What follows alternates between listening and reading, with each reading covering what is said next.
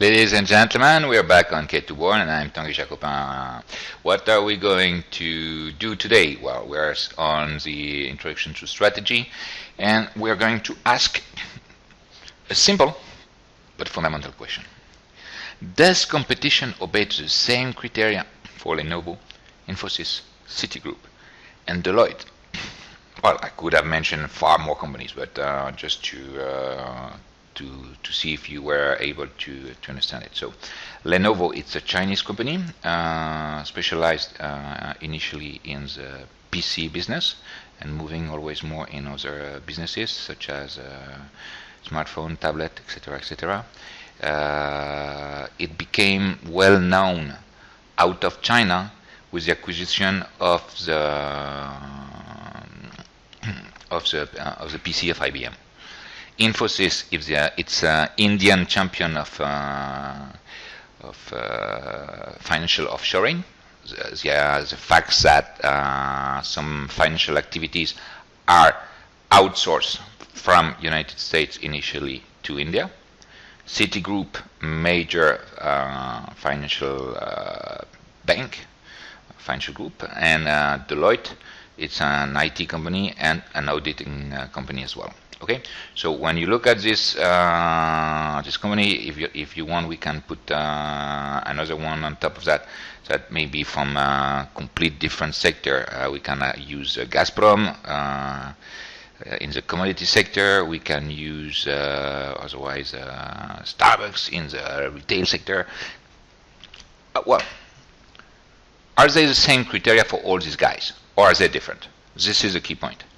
And why is it important to know it? Well, it's fundamental to understand this, because if you want to make a benchmark and say, so when you make a benchmark, it's when you compare companies, and when you want to say, hey, the key success factor of Starbucks in this area is their dual business in coffee and real estate. Perfect. Can you apply it in an iron ore business such as Vale? It seems complex.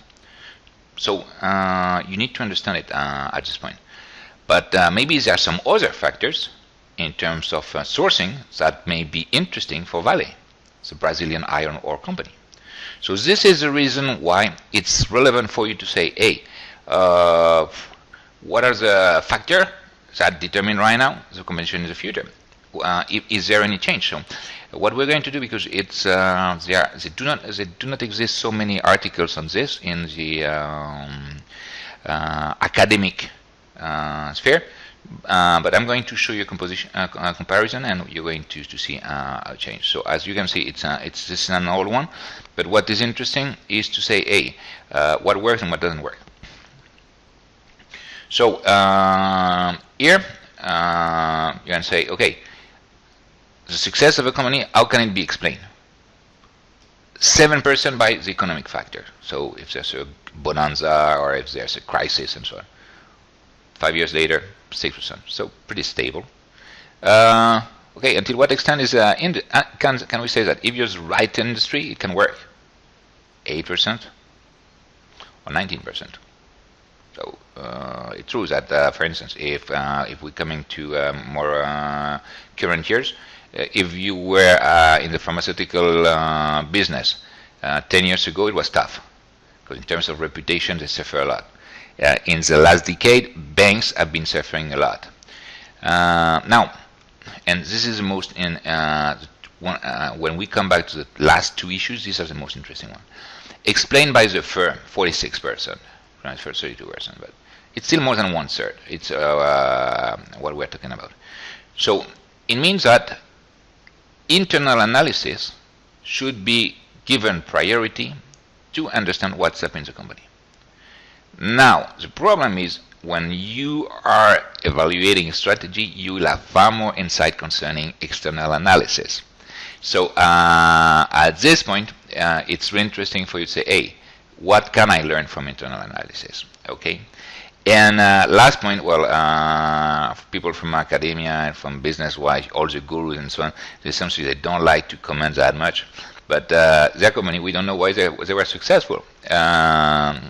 Just to give an example, a friend of mine created something really similar to Facebook before Facebook, but well, he had no success. He maybe say, okay, it was in France, it was not in the US, and there are many things that are different, but it was before, and it didn't work out.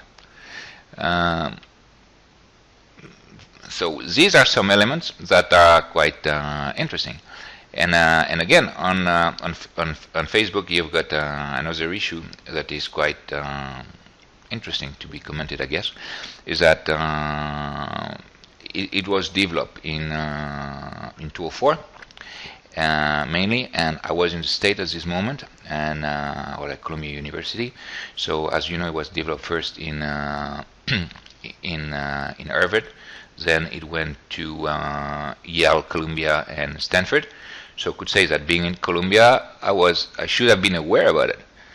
And the fact is, was I aware about it? Not that much. Why? Because college were targeted, and I was postdoctorate.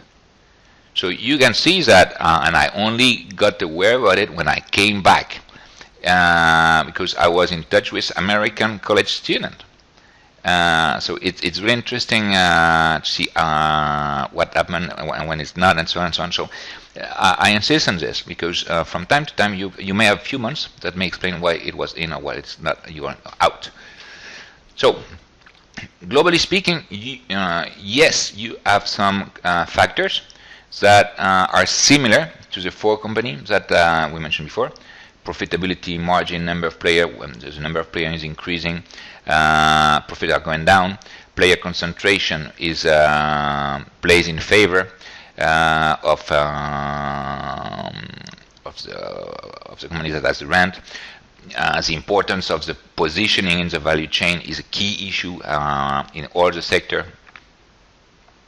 So this is something that it's really important to insist. And here, when we're talking about IBM, you can see how you can move in the value chain from PC to laptop to notebook to tablet. And if you want to go what's going to happen afterwards, well, we still don't know. But what is for sure is that the new generation of tablet, the cheapest tablet, will either come from India or from China. The cheapest tablet right now are from a company that is called DataWin, an Indian one, and it's just amazing. So we can see that we go towards portability, smaller size, and so on, but things are going always faster. And the ability to generate new product is getting higher. So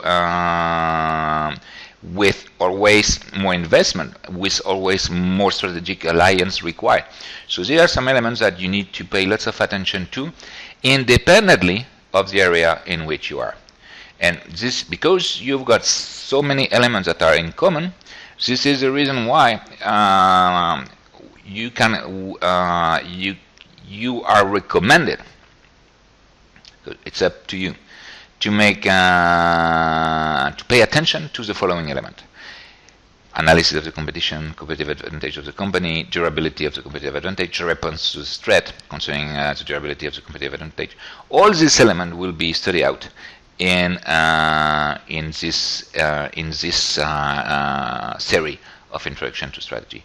It's very important that you pay attention to it, because if you don't understand the competition, you're going to miss the point, because you've got two ways to understand competition. One is it's the external approach, is what are they doing compared to what I'm doing? Is there a lag? Who's the winner in that sense?